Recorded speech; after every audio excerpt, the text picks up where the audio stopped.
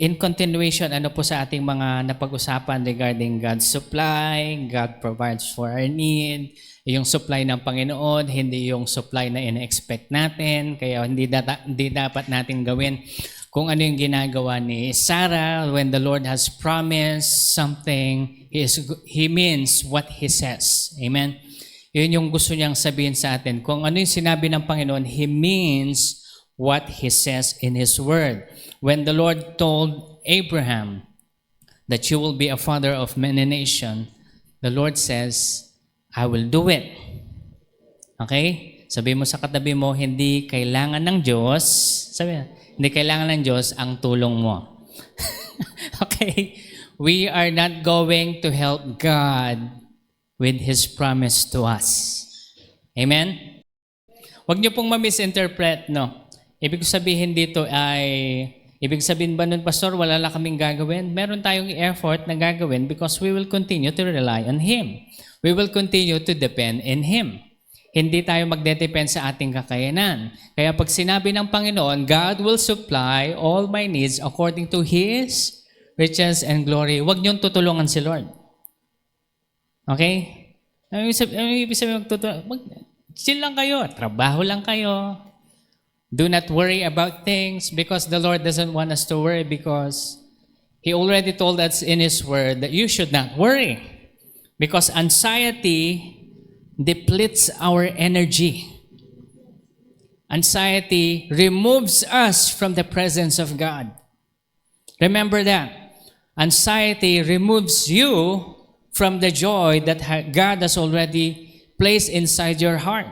So whenever we lose joy in the things that we do because we lack of things, we lack of answered prayers to the things that we're currently facing in life, wag po tayong wag po tayong mawawala doon sa kalooban ng Panginoon. Remember this, people of God, that as we go through life, there are only things that we should consider in life na nagko-control sa atin. Okay? Meron tayong tinatawag na master. Do you have a master? Meron ba kayong sinusundan? Okay? So ganito. Let me start with this.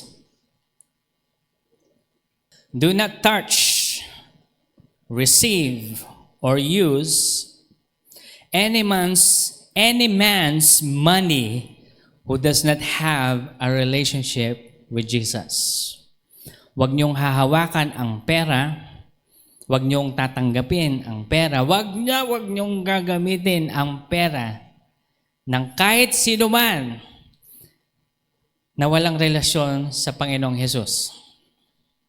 Okay? Pero let me rephrase that now. Huwag niyong hahawakan, tatanggapin o gagamitin ang pera ng ninuman na tao, anyone who considers money as their God. Okay? Pastor, meron bang mga ganon? They consider money as their God. In this generation, hindi po uso sa atin yung Diyos-Diyosan, yung mga sabihin na natin yung ancient times, sumasamba talaga sila sa literal mga rebulto na kung saan mag-offer talaga sila ng offerings of food, money, and everything, sacrifices. It's because these were the times, olden times, but in this generation, some people worship money without even noticing it. Okay? So look at this, people of God. You and me are called by the Lord for Him to become our master. Okay? Kaya tandaan po natin, wag na wag niyong gagamitin. Do not receive, use, or touch, or even touch a man's money who considers money as their God. Okay? Just, pagbulay-bulayin po natin ito sa ating isipan as we continue with the Word. Okay? So anong ibig sabihin nito? Paano, Pastor, kapag empleyado ako tapos yung boss ko hindi naman Kristiyano, ibig ba sabihin hindi ako tatanggap sa kanya? Dahil yung pera niya ay kanyang Diyos? May mga ganong kumpanya, di ba? Pero ito, look. If you are rendering a service, you are supposed to receive salary. Amen? So, you are to accept it. Ang ibig ko pong sabihin dito, wag na wag kayong tatanggap na sasabihin na tutulungan ko kayo financially.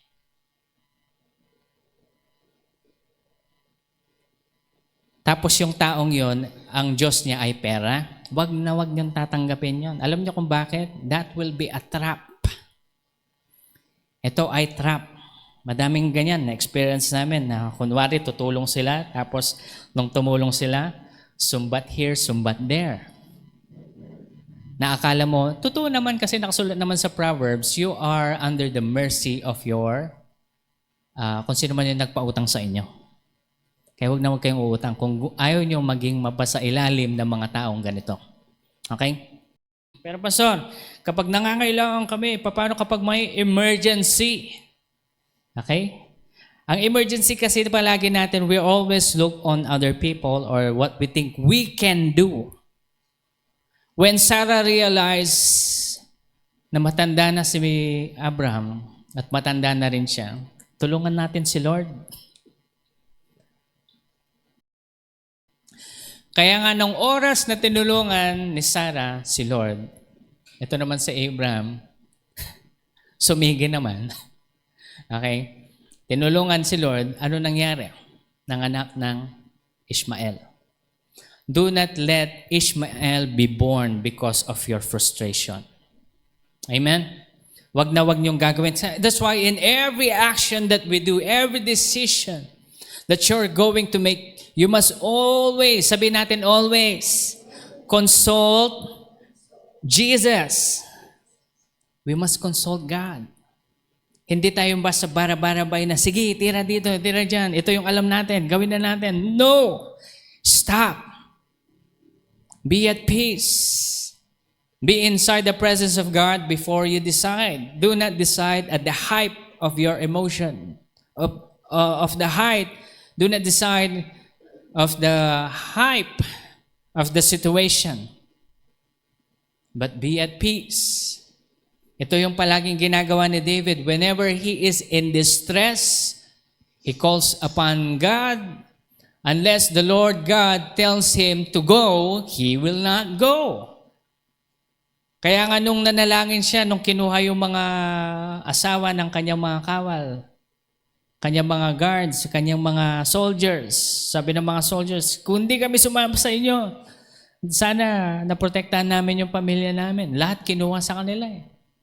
David consulted God, Lord, should we pursue them? The Lord told him, go, for you will be able to pursue them and none will be taken away.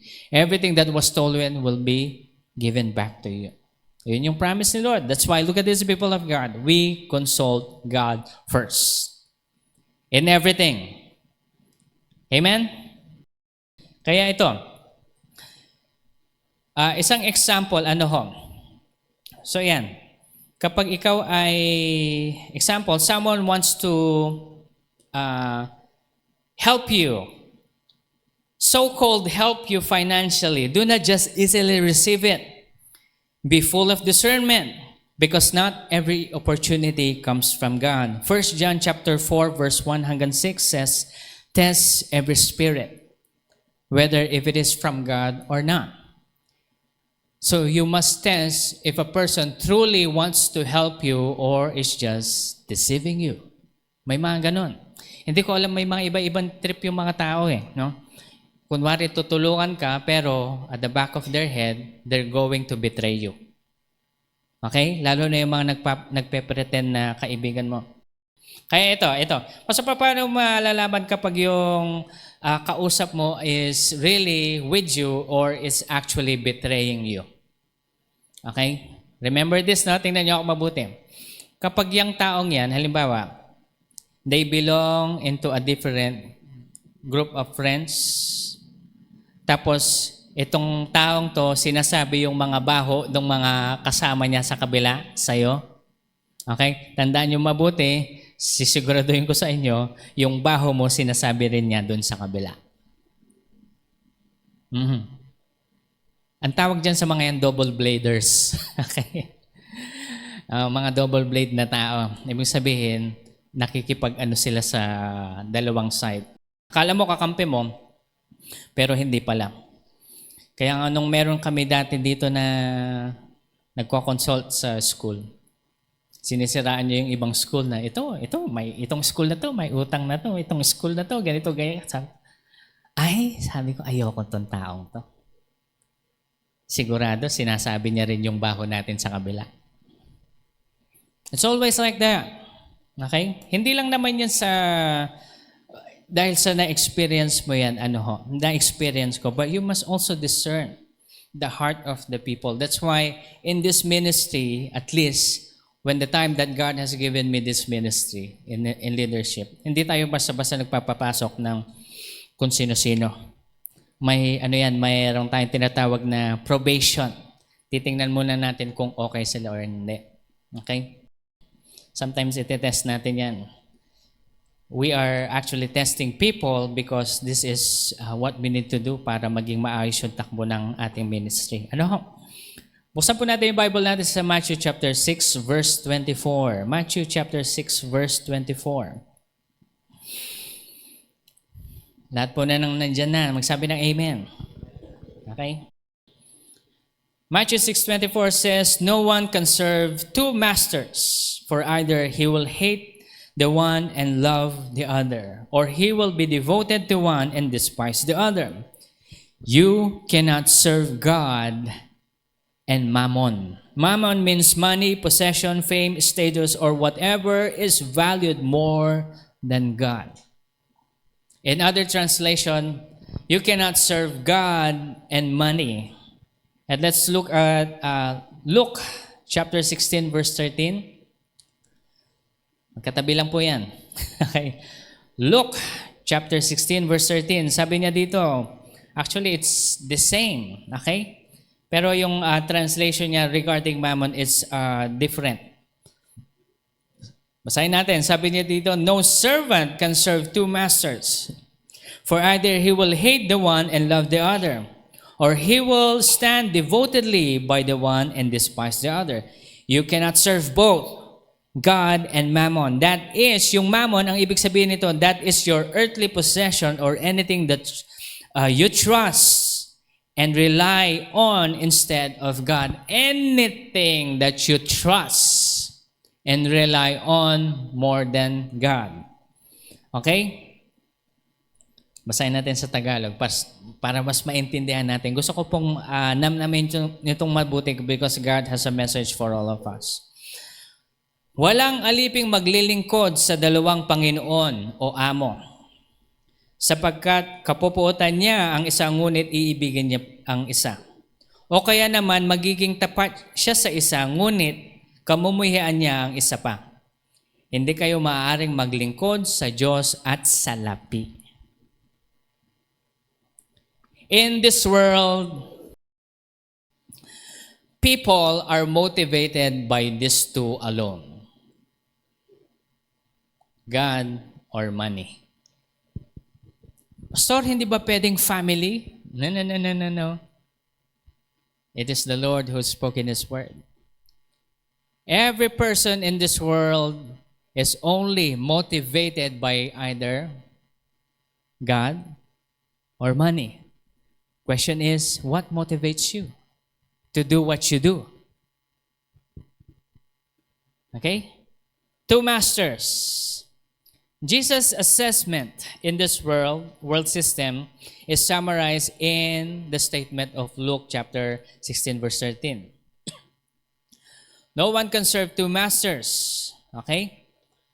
So, Jesus calls both master. Tinatawag ng Panginoon God and money as masters. Okay? Tanungin mo katabi mo, sino yung master mo? Okay, sagutin niyo sila. Who is your master? My master is the Lord Jesus Christ. Malalaman natin ang katotohanan yan maya-maya habang pagpubulay-bulayan natin ito. Ano ho? So ito, Jesus calls both masters. Master means someone who controls you, tells you what to do, when to do it, and how to do it. Your master tells you what to do, how to do it, and when to do it. It basically runs your life and possesses you.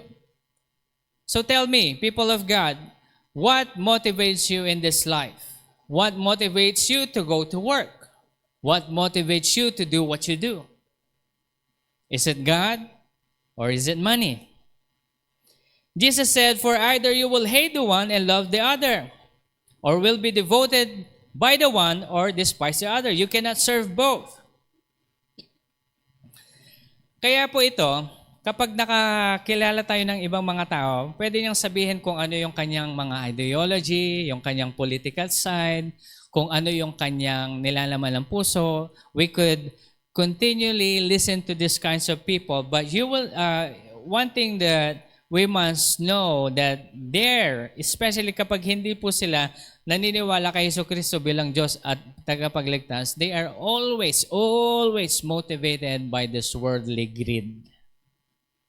Worldly greed. No matter what they say about their ideology, where they stand in their politics, philosophy, don't believe them. They are either motivated by one of the two masters. That's all. All men are motivated by one of this, God or money. That is why when someone is talking, you can easily discern which one is their master just by listening to them, whatever comes out of their mouth, because out of the abundance of your heart, your mouth speaks, according to what? The Word of God.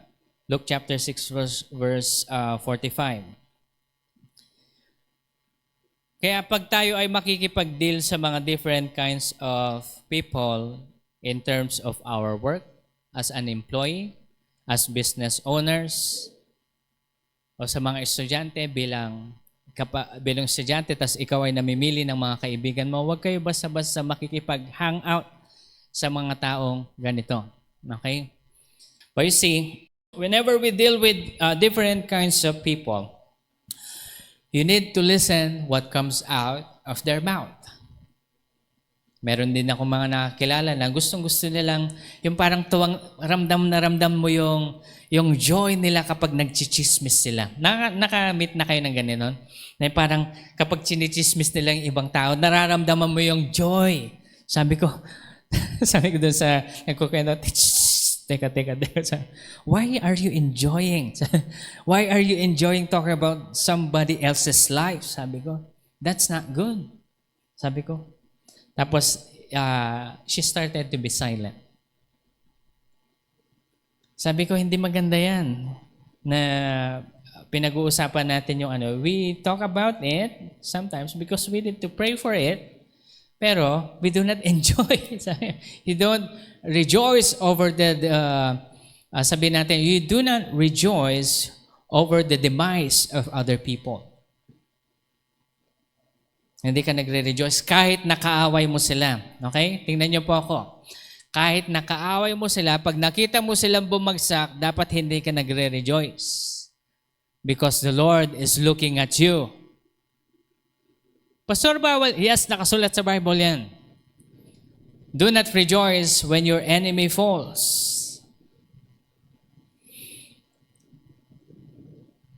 That is why when someone is talking, you can easily discern who is their master just by listening what comes out of their mouth. Because that's where their treasure is. Luke 6:45. Out of the abundance of their heart, their mouth speaks. If you will study the system of our world, o sabihin na natin sa Pilipinas lang, no? No matter where you go, meron tayong tinatawag na, alam ko mga Pilipino kayo, palakasan system. Tama? Pumunta kayo sa isang kumpanya, kapag kakilala mo sa ganito, kakilala mo yung mga nasa higher ups, okay ka. Pero kapag hindi ka kilala, tapos naggagaling-galingan ka, aapakan ka. Tama? Sino mga empleyado dyan? Naranasan nyo ba yon? Naranasan nyo ba yon? Masaya ba? Hindi. Hindi lang yon. Alam nyo po ba sa different kinds of companies in the Philippines, hindi lang po sa education, hindi lang po sa different parts of the government, barangay lang, kapag hindi mo kakilala si ganito, si ganyan. Diba? Na-experience natin yung persecution na yan. Na when we were asking help from the barangay, from the previous leadership, ano yung nangyari? Hindi tayo pinapansin. Binabastos pa tayo. Totoo yan.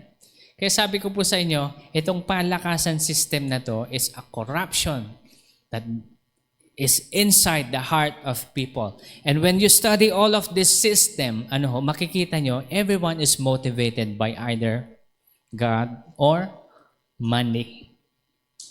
Bakit gusto nilang mapunta sa posisyon? Kasi may pera.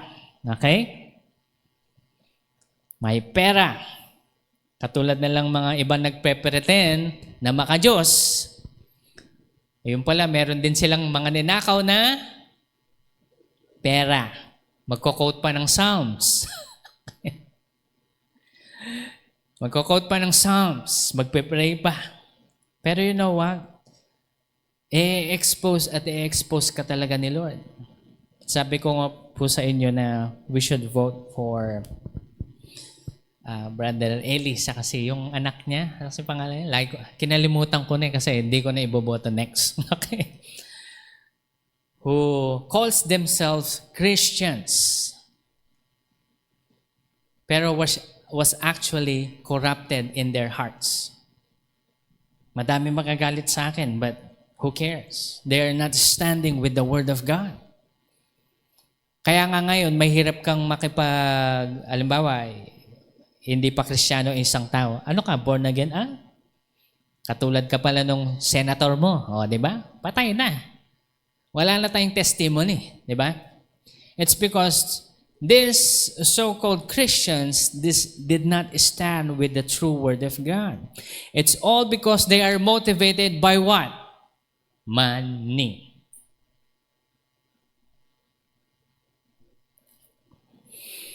Ay, di ba? Ka na lang. Some people will also tell you, Pastor, but we have to live.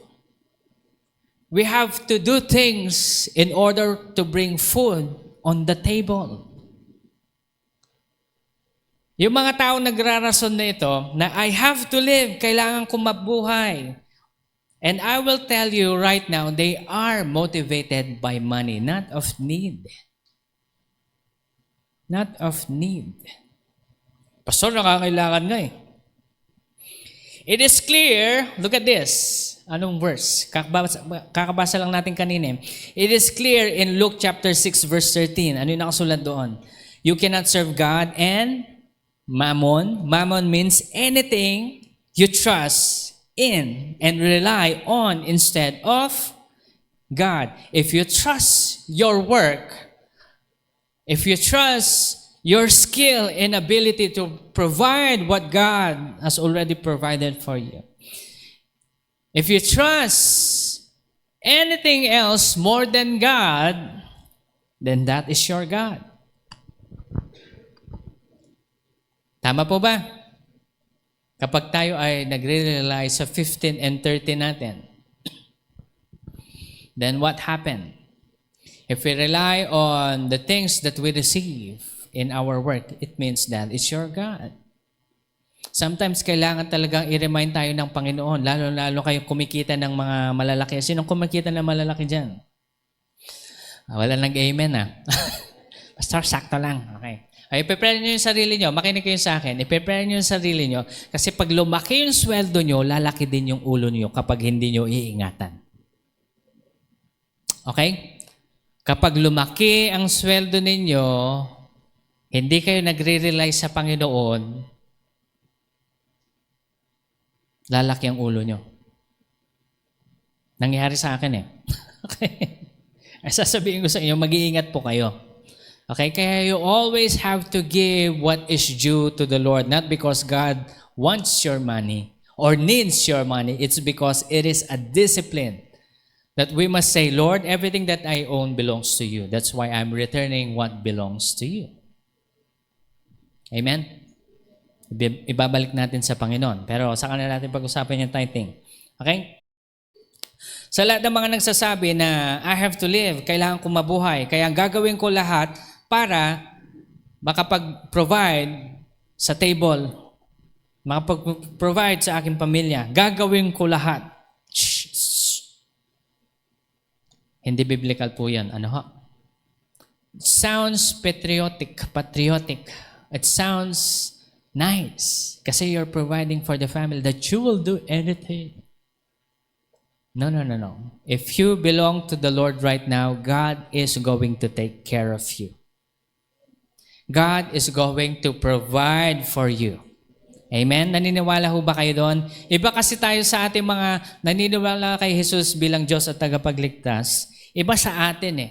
When the Lord says, I will uphold you with my victorious right hand. I will protect you, cover you. I am who I am. I will provide the things that you need.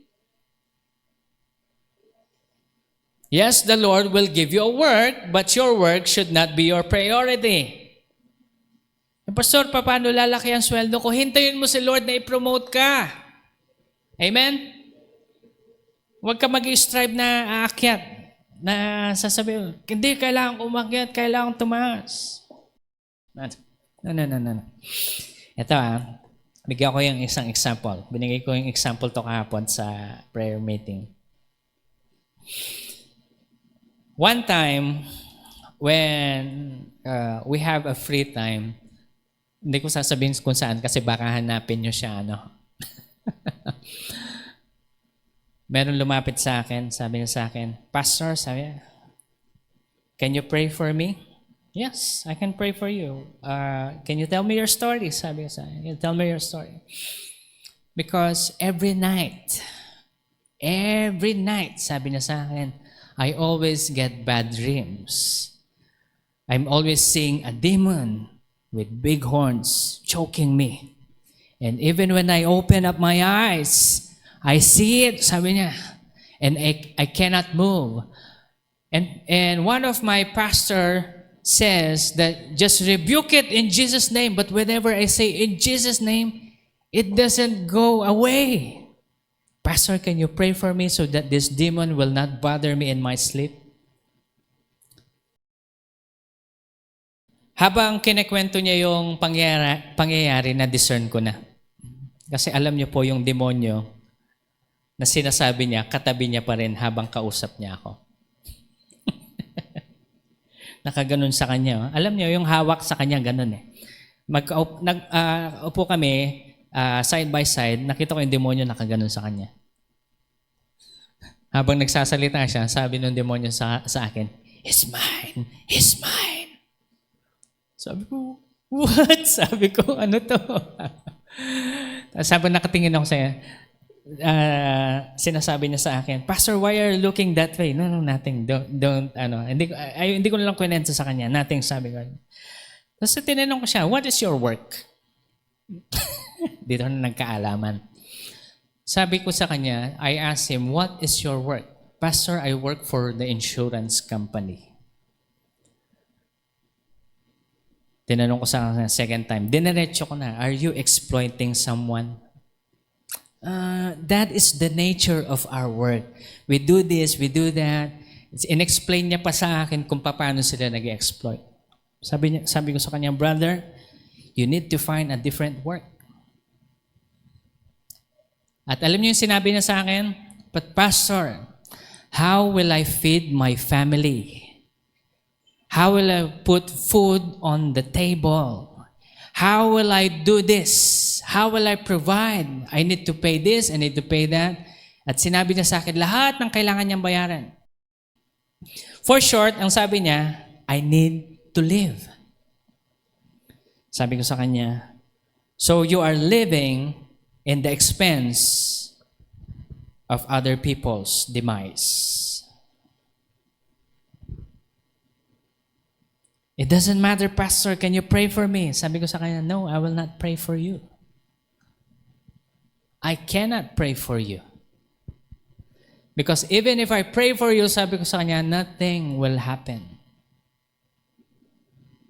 Because you are compromising. Pastor, what should I do? Let me tell you again, sabi ko sa kanya, look for a different work. Ask the Lord and pray. And look for a different work. Na lahat, sabi ko, lahat ng naloko mo, ibalik mo sa kanila. Alam niyo yung nangyari after that? He got up, his face was sad, and he went away. He cannot give up the work. Whom are you serving? Okay? Sino ba ang pinaglilingkuran mo? Yun ang tanong dyan eh. Okay? So sa palagay nyo, sino yung pinaglilingkuran niya? Is it God or is it money? Money. Pastor, kailangan niya nga mabuhay. You are serving mammon. Anything that you trust more than God. If you trust your work more than God, then that's your God. Pastor, paano yun? Yun talaga yung yun talaga yung buhay eh. Alam niyo po, mas mainam yung gutom ka, nananalangin ka, Lord, can you provide for us? And God will see you through. At alam niyo po yung provision ng Panginoon in that matter, na hindi mo tinulungan si Lord, hindi ka gumawa ng kalokohan para makakuha ng malaking pera. At yung provision ni Lord na sinasabi ko sa inyo, it will be permanent, stable. And God will make you realize na hindi sa effort mo, it is my blessing, son. Sabi ko po sa inyo nung ako'y walang trabaho, sabi ko sa Panginoon, Lord, paano ako mamubuhay ka ako? Can you teach me? I was crying for months and months, fasting and praying. Sabi ko sa Panginoon, Lord, tulungan mo po ako. Because this cannot be. And then He gave me wisdom, knowledge, direction. At alam niyo po yung wisdom and knowledge and direction na yon hanggang ngayon ginagamit ko. Na even I'm preaching right now, I am still earning. Because that's how God provides. At nung medyo lumaki yung pera ko, medyo lumalaki din yung ulo, hindi kasi nag-iingat, the Lord has to humble me. Sabi niya sa akin, anak, magtrabaho ka man o hindi. Hindi tataas yung sweldo mo kasi yan lang ang pinagkakatiwala ko sa iyo. True enough. Ilang beses ko na po na-share sa inyo yan. Na even if I work hard, the level of sweldo is the same. And even if I don't, the level of sweldo is the same. God is simply saying, son, it is I who provides. It is not your effort. Kasi ganun po ang pagiging Kristiyano, si Lord ang magpro-provide. Amen? So ito po, bigyan ko pa kayo ng isang example para maintindihan natin mabuti. Nung younger years ko dito po sa Humphrey Center, wag niyo siyang hahanapin. Nakalimutan ko na rin yung pangalan niya. This was long time ago when I was starting as a pastor here. And when I preach straight to the word. At alam niyo po yan, madaming na-offend sa akin. Hindi dahil ako, it's because I'm teaching the word as is, without any sugarcoating. Okay? So nung I was teaching this and all of this, merong isang taong na-convict. Sabi niya sa akin, Pastor, can I speak to you after the service? Sige po, sabi ko, I'll talk to you. Sabi ko. Then, after everyone went out, tinatanong niya sa akin, sabi sa akin, Pastor, I've been listening to the word, sabi niya, the preaching, sabi niya, and I'm convicted. Sabi ko, ano pong story niyo, kako? Ano pong nangyari? Pastor, aaminin ko po sa inyo, sabi niya, I am running a prostitution bar. Diyan po sa Red Light District. I own a prostitution bar. Sabi niya, Pastor, it's booming. Malaki ang kita. I was able to buy this, buy that, provide for my family and my sons and daughters. And I was listening to the word, I was convicted. Alam ko po mali yung ginagawa ko. Tinanong niya sa akin, Pastor, ano po yung gagawin ko? Pag kayo yung pastor, ano sasabihin niyo sa kanya? Kasi ito yung problema sa mga ganito eh. Kapag if you have them quit, ang palaging sinasabi ng mga ibang pastor sa akin, dapat ikaw ang magpro-provide ng kanilang work. No, no, no, no. Skillful itong taong to. Sabi ko sa inyo, he is skillful, he is very good in business, pero sa maling paraan. Okay? Ngayon, tinanong sa akin, Pastor, anong gagawin ko? So that, should I just close the bar because it goes against God's morality and God's standard? If I close it, sabi niya, how will I feed my family? Ito sinabi ko sa kanya. Whenever you talk to someone, you always have to provide a word of the Lord. Okay? So sabi ko sa kanya, bro, sabi ko sa kanya, basahin natin to, no? Proverbs 10:22. Basahin niyo yung Bible. Maganda ito. Proverbs chapter 10, verse 22. It says in the word, the blessing of the Lord brings true riches and adds no sorrow to it. The riches, the blessing of the Lord brings true riches and adds no sorrow to it. Do you think your business is a blessing from the Lord? Yun yung tanong ko sa kanya. Palagay mo, blessing niyan na galing kay Lord? Or you know deep inside that the business you're running, you know deep inside your heart, it is wrong.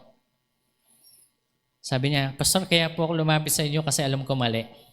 Sabi ko sa kanya, do you really want the salvation that comes from Jesus? Then I told him, what Jesus said to the rich young ruler. Ito yung in-example ko sa kanya sa Matthew chapter 19, verse 21. Ito rin yung sinabi ko sa kanya.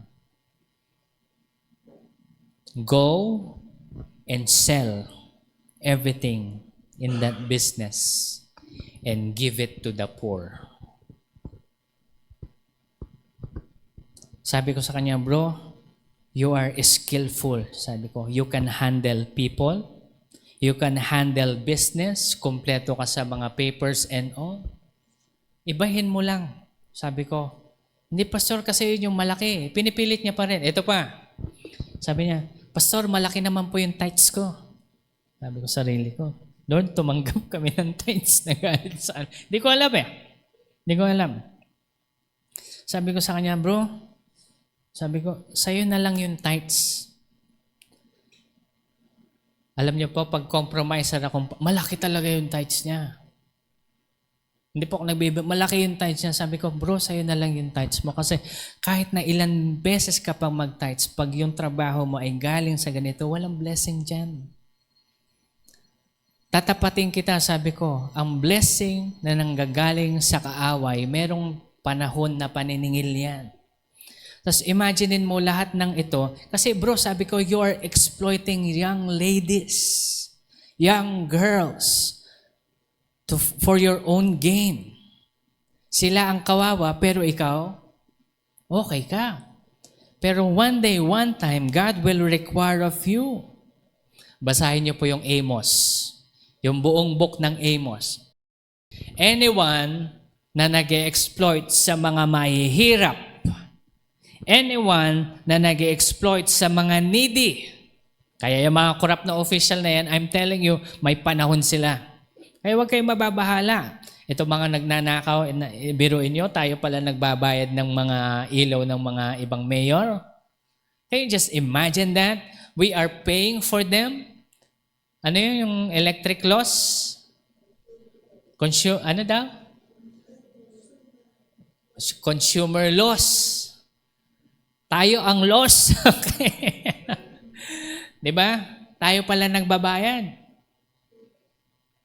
Pero alam niyo po, there is a time of reckoning for everyone.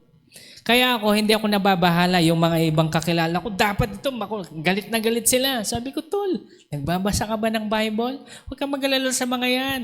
God has a judgment for them. There will become a time. Nakakala mo, they will live forever? And remember this, ang pangako ng Panginoon, kung hindi man ma-judge sila dito sa panahon na ito, they will be judged even more in the next life. Don't worry, sabi ko. God is going to provide. Huwag kang mag-alala. So, balik tayo dun sa story. Sabi ko sa kanya, meron kang skill. Business skill. Connect it with God's Word and start something that is pleasing in the sight of God. Tanong niyo sa akin kung ano ng katapusan ng aming pag-uusap. Tumayo siya. Sabi niya, Pastor, salamat po. Next Sunday, hindi ko siya nakita. Who is he serving? God or money? Pastor, dapat hinabol mo siya. No, he heard the word. And you have heard the truth and disregarded the truth, that's on you. Kaya ang bawat isa po sa atin, habang naririnig nyo ngayon ang katotohanan, tapos dinisregard nyo yung katotohanan na yan, wala na kami dyan. Wala na ako dyan bilang pastor nyo. Nasa decision nyo yan. Kaya hindi po dapat natin i-compromise. The phrase, I have to live, is a servitude to mammon. The phrase, pag sinasabi mong, I have to live, I have to do this. Kasi pag hindi ko ito gagawin, Pastor, sino magpapakain sa amin? Ikaw? Hindi. Am I God? No. But I'm telling you the truth, only God provides. Pero Pastor, wala kaming faith na katulad mo. And you will never have this kind of faith if you stay where you are. Try the Lord. Sa lahat ng ating audience sa online, try God. You have to try the Lord. Subukin niyo ang Panginoon, kaya huwag kayong mag-aagarabyado. Bawa, addict ka, nagbebenta ka ng, ng shabu.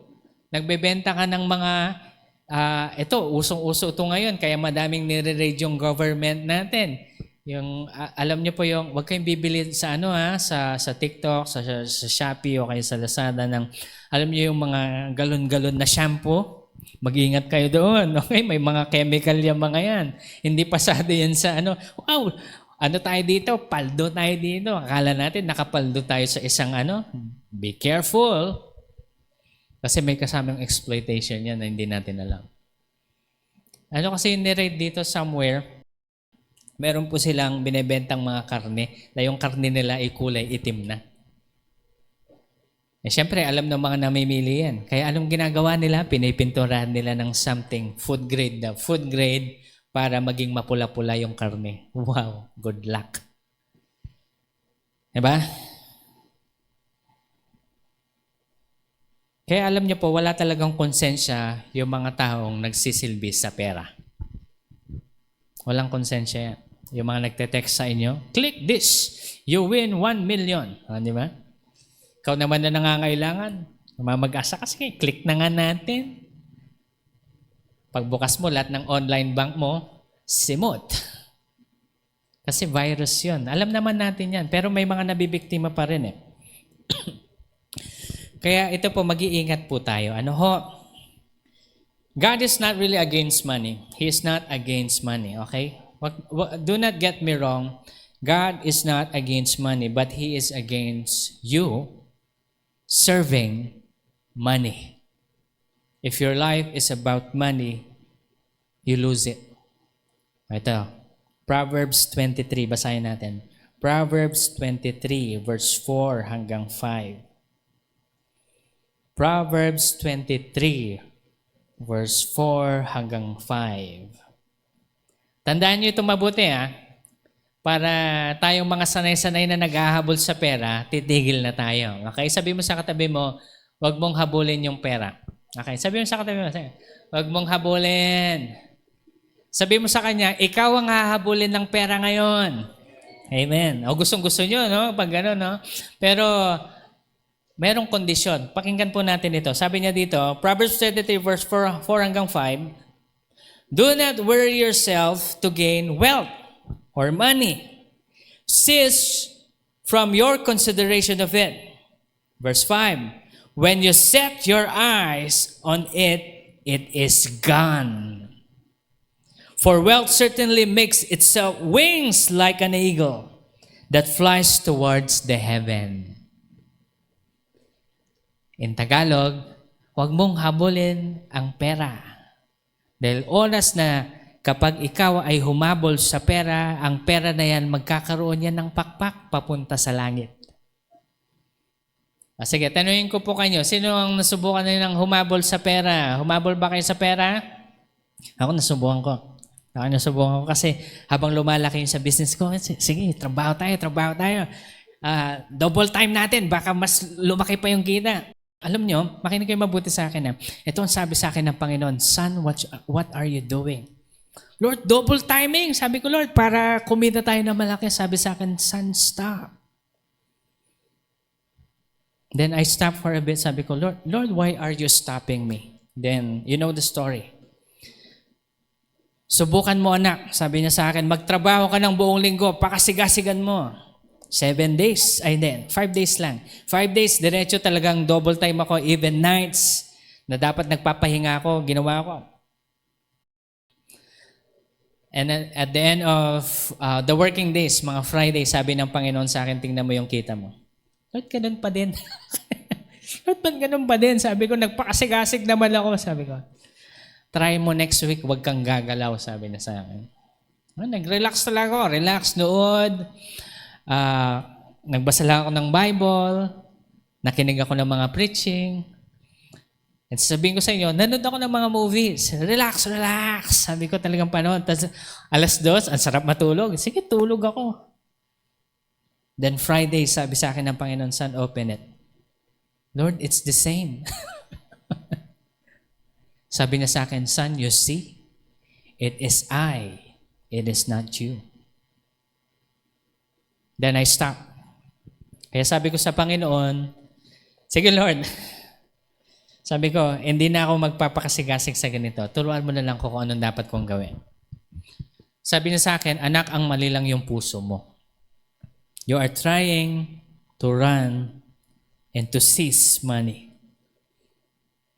But I don't want you to do that. Kaya ang binigay sa akin ng word ni Lord, itong Proverbs 23. Huwag mong hahabulin. Kaya tingnan mo yung katabi mo. Sabi mo sa kanya, huwag mong hahabulin. Huwag mong hahabulin ang pera. Okay? Pastor, anong gagawin natin? Stop chasing the money, but start seeking the kingdom. Okay, palagi natin naririnig to. Matthew 6:33. But seek first, more importantly, seek, aim, strive after the kingdom of God and His righteousness, His ways, His doing and being right, the attitude and the character of God. All of these things will be given to you also. When you focus on money, money will fly away from you. If you start serving God, money will chase you. Serve the Lord. Kaya nga dito tayo nakafocus, people of God. Why am I pushing you to start doing what God has called you to do? If you are called as a pastor, be a pastor. Start learning. If you are called as minister, evangelist, go and evangelize your friends, your family members. Magpakasigasig kayo. Pastor, di sila nakikinig. Go on your knees. Start praying for them. That is what we call serving. Kaya nga sabi ng Panginoon sa atin, cast your burden on me and I will give my burden to you. What is God's burden? The lost. Kaya pag evangelist ka, seek those who are lost. If you are an apostle, pray to start a ministry. Build a church, katulad ginagawa ni Pastor Jan. Okay? If you are called as a teacher, start learning. Mag-apply ka bilang guro. Hindi naman porque tinawag ka sa pagiging teacher, mag-a-apply ka kagad sa Humphrey Center. Madaming school dito. You can influence others by doing that if you are called as a teacher. Pastor, pwede po mag-apply sa inyo. Pwede naman. Pagpapasa kayo. Okay? Medyo kami dito eh. Ano tawag ko doon? Meticulous. Medyo maarte kami. Kasi natuto na kami. Dati, hire lang. Come on, let's go. We mess up. Pero today, hindi na ganon. Okay? Kaya nga ito, if you really desire for as such blessing, you do your call. If you're called as a businessman, you start a business. If you are called to be an evangelist or encourager, encourage one another. Amen? Lalo, ang gusto ko talagang i-push, lalo yung mga kabataan natin tinawag sa politics, go! I am praying for you. Alam niyo pong ginawa ni Dizirel sa akin? Sabi ko sa inyo, lagi nagre-report sa akin yan. Pastor, ito na po yung nangyayari, ganyan-ganyan. Sabi ko sa kanya, hindi ako yung commander mo, ha?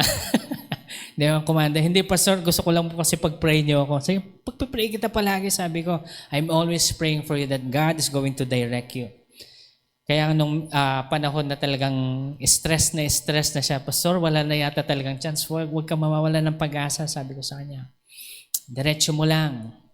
Pag hindi ito, be glad, be happy. Yung attitude, sabi ko, wag mong kakalimutan yung attitude. Pastor, sinusubukan ko naman, pero talagang nandismaya ako, sabi niya. Okay lang yan. Umiyak ka kay Lord. Mamaya pag-uwi mo, umiyak ka kay Lord. Ganun lagi ko sinasabi sa kanya. Lagi siya nagre-report sa akin until the day that God truly bless him. And he is doing what God has called him to do. Starting pa lang yun, sabi ko sa kanya, akyat ka lang ng akyat. And when you got there, change the Philippines. Palitan mo ang sitwasyon natin sa Pilipinas. Opo, Pastor. Ano yun? Kaya kapag you are called as a politician, I will pray for you. Pastor, kailangan ba namin mag-report sa'yo? Hindi naman. Sabihin nyo lang sa akin, and I will pray for you. I will continue to pray for you. Lalo na kapag nag-fast and pray ako. Talagang if the Lord has a word for you, I will give it to you. Ito yung tinatawag ko, sinatawag ko sa inyo, ito yung service for the Lord. And while I'm doing this service for God, God takes care of me. Amen? Do you want the Lord to take care of you? Huwag niyong habulin ng pera. Maglingkod kayo sa Panginoon. Ito pong tatandaan niyo. Every action of all mankind is motivated either by the pursuit of money or service to God. The question is, what motivates you? Are you motivated by God or are you motivated by money? Alam na alam mong motivated ka by money kapag umiilit ang ulo mo kapag wala kang pera. Umiinit ba ang ulo natin? Pastor, yung ulo ko. Huwag kayo magturuan. Okay? Anak nga kayo ni Adan at Eva. Huwag tayo magturuan.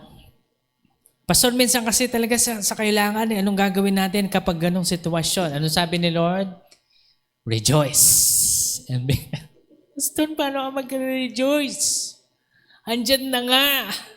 Sinisingil ka na. Pinapahiya ka pa. Inaaway ka pa. Alam niyo po, ang pinakamatindi kaysa sa mahirap na mahirap na mahirap. Anong mas matindi sa mahirap na mahirap? Di ba lagi sinasabi ni Pastor, hindi ako pinanganak mahirap, pero pinangako na mahirap na mahirap na mahirap. Anong pang mas matindi kaysa doon? Ang taong madaming utang, na utang, ng utang, ng utang. Alam niyo kung bakit? Kahit na if you bless them, they are still bound in debt. And sometimes the truth really hurts. Kaya sanayan po natin, sanayan natin in our hearts. Sa palagay ko, dinadala lang tayo ng Panginoon sa sitwasyon na kung nasaan tayo ngayon. Sino nangangailangan ng pera sa inyo?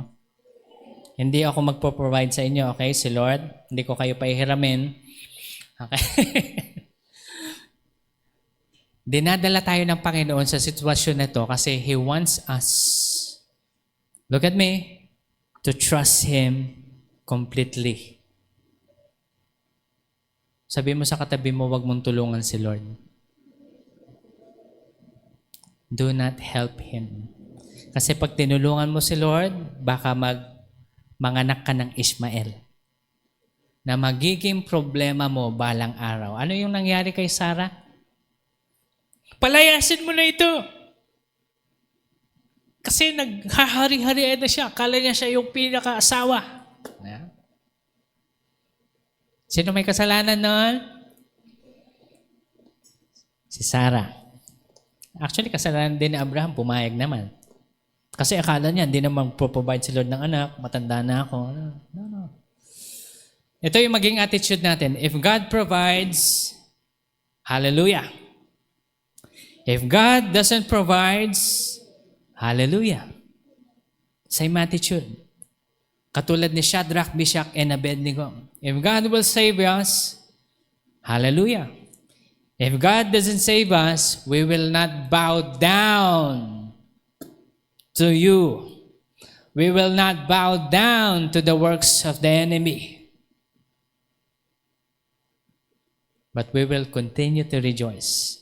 Pastor, madaling sabihin kapag wala ka sa sitwasyon. Alam ko po. Pero alam niyo po, ito lang sasabihin ko sa inyo. Oras na tinulungan mo ang Panginoon at ikaw ay gumawa ng sarili mong paraan at pumalya ka doon sa kasalukuyang hinaharap mo sa buhay, okay? Sabihin ko sa inyo, uulitin nyo yan. Uulitin natin yung pagsubok na yan.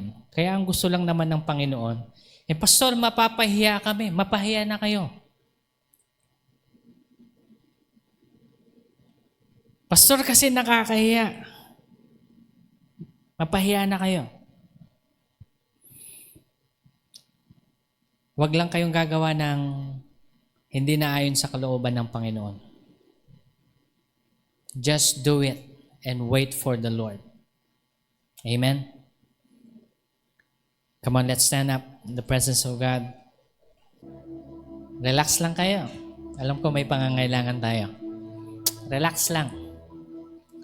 Let the peace that surpasses all understanding consume your very being.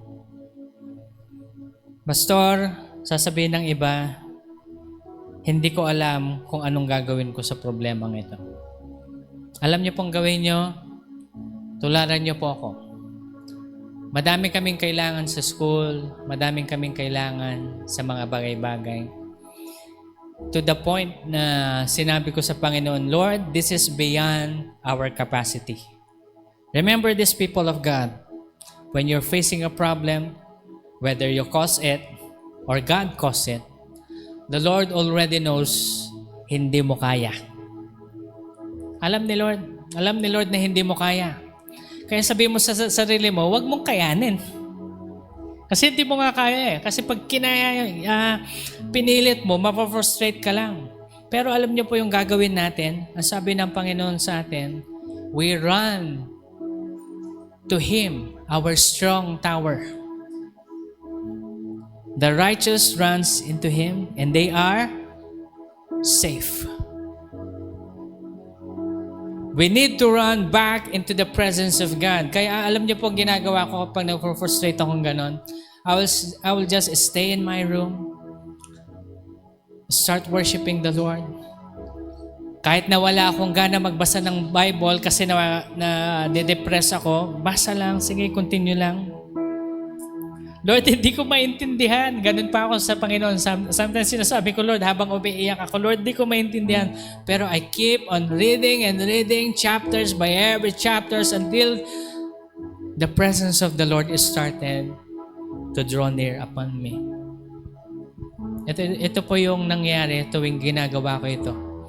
I will feel the physical embrace of Jesus. Ang palagi na sinasabi sa akin, anak, kaya mo yan. At alam niyo po, iba yon. Iba yung sasabihin ng Panginoon. Pag ang Panginoong Jesus ang nagsabi sa iyo mismo na kaya mo yan, you will be encouraged. I'm telling you. Kaya lahat po ng distress sa inyo, lahat ng nadidepress dahil sa pangangailangan, dahil sa inyong mga hinihingi sa Panginoon na hindi nyo pa nakakamtan, ngayon ang araw na ito sasabihin natin sa Panginoon, as all eyes are closed, sabihin nyo sa Panginoon, Lord, I will trust you with all of my heart. I will not trust anyone, Lord. I will not trust the bank. I will not trust any person. I will not trust anyone who will help me, O God. I will not trust any man. But I will trust only the true God, Jesus, who died at the cross of Calvary, Lord, for my sake. Lord, Ikaw lang po ang pagkakatiwalaan ko sa araw na ito. Wala nang iba. Hindi ang doktor, hindi ang kung sino man. Ikaw lang, Panginoon. I will trust you, Lord. Lord, today I surrender my heart. Come on, let's surrender our hearts to the Lord. Lord, I surrender my work into your hands. So Lord, I surrender my house unto your hand. I surrender, Lord, my business into your hand, O God. I surrender my children into your hand. I surrender my husband, my wife into your hand, O God. For all of this, Lord, you have entrusted me, and Lord, they all belong to you, not to me. But Lord, as your child, help me, O God, to manage all of this, Lord. Well, for your glory, teach me, guide me, help me, Lord, for you are my only help.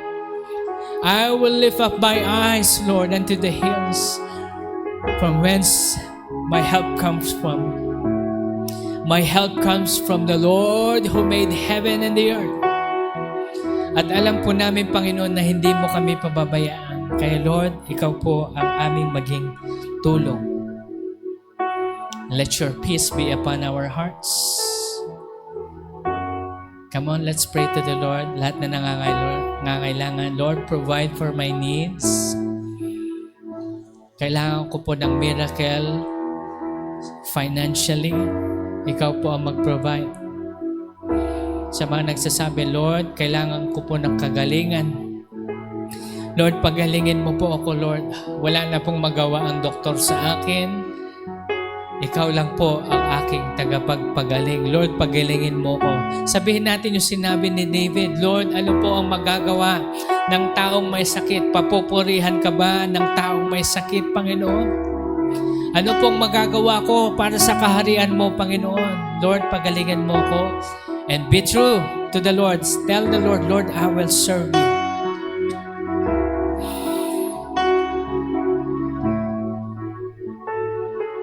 Sa nangangailangan ng deliverance, restoration sa kanilang mga anak, kakilala, Lord, Ikaw po ang aming deliverance. Restore everything, O Lord God, for your people. Restore everything for me, O God. And tell the Lord, Lord, I will continue to serve you. In my call, I will pursue my call, O Lord God. Help me, O Lord God, to do your will. And Lord, today I commit myself unto you. Yes, O Father. Panginoon, maraming po salamat sa lahat. Pagpalain mo nawa ang salita mo, Lord God, na ito'y mananahan sa aming puso't isipan at hindi po namin makalimutan. Tulungan niyo po kami, Panginoon, na gawin lahat ng inyong kalooban.